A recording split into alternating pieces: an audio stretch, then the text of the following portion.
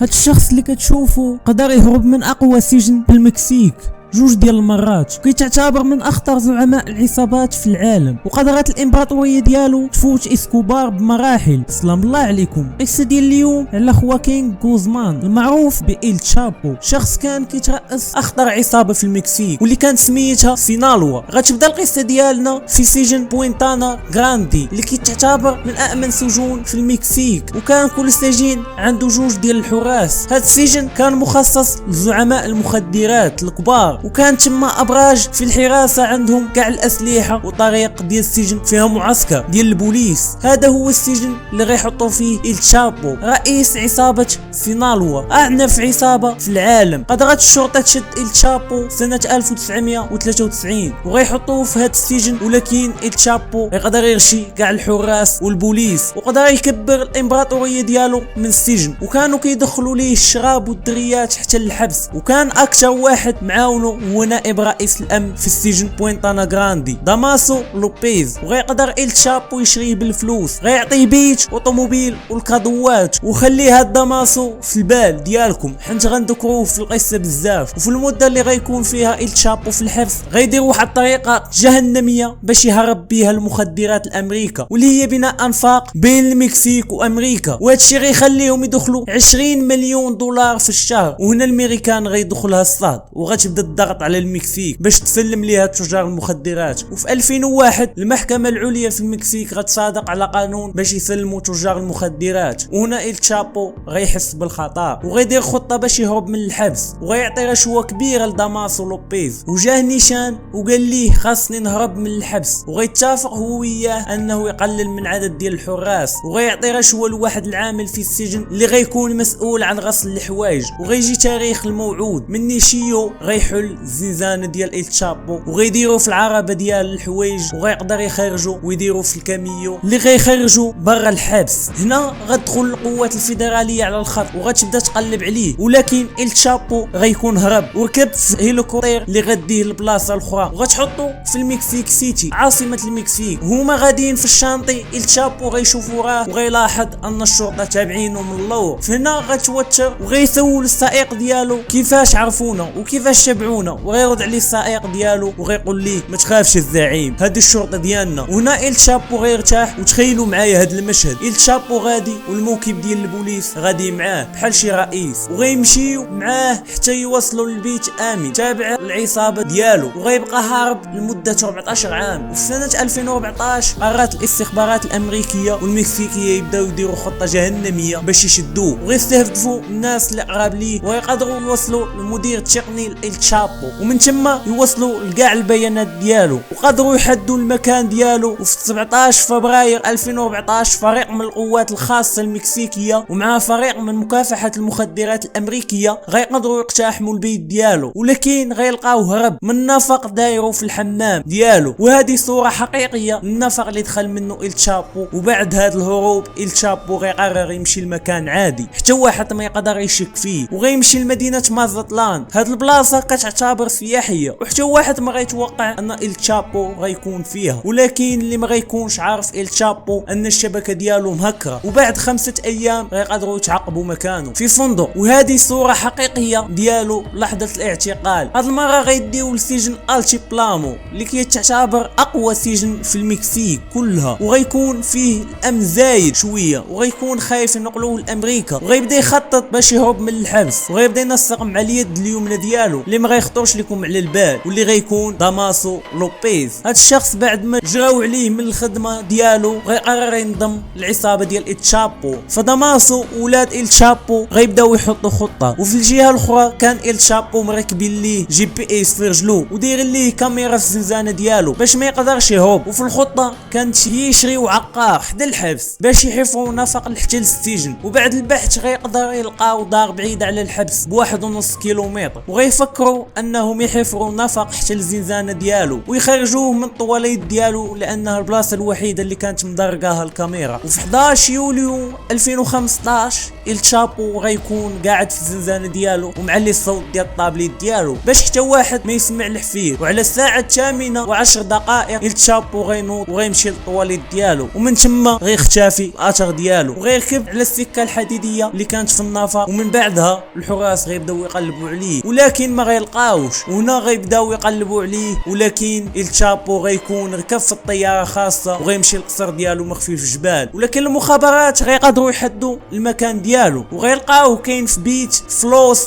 موتشيس. وفي 8 يناير 2016 غيقرروا القوات الخاصه المكسيكيه تقتحم البيت وغيدور بين القوات الخاصه وعصابه التشابو مضاربه بالسلاح وغيموتوا فيها بزاف ديال الناس. ولكن من غيدخلوا غيلقاو التشابو هرب من النفق السري. ولكن الشرطه كانت محاوطه المدينه كامله. وعلى بعد 20 كيلومتر واخيرا غيقدروا يشدوا التشابو وغيحطوه في سجن التي بلانو. ولكن هاد المره كانوا حاطين عليه حراسه مشدده كتر وغيبداو يفكروا يهربوا المره الثالثه. ولكن الحكومه غتقرر تسلم التشابو امريكا. وفي يناير 2017 غيتفاجئ التشابو بالحراس داخلين عليه وغيركبوه في هليكوبتر ومن بعد في طياره خاصه غتهود في امريكا. وهنا غتشوفوا الدموع في العين ديال التشابو. ولكن المحكمه ما غترحموش وغيحكموا عليه بالاعدام و30 عام حبس. وحاليا التشابو كاين في سجن EDX وهذا كيعتبر من اقوى السجون في امريكا. وهنا اخوتي كتسالي القصه ديالنا. الا وصلتي حتى لهنا ما تنساش تخلي لايك وكومنتير وتقترح علينا القصه الجايه. بيس. Da da da da da da da.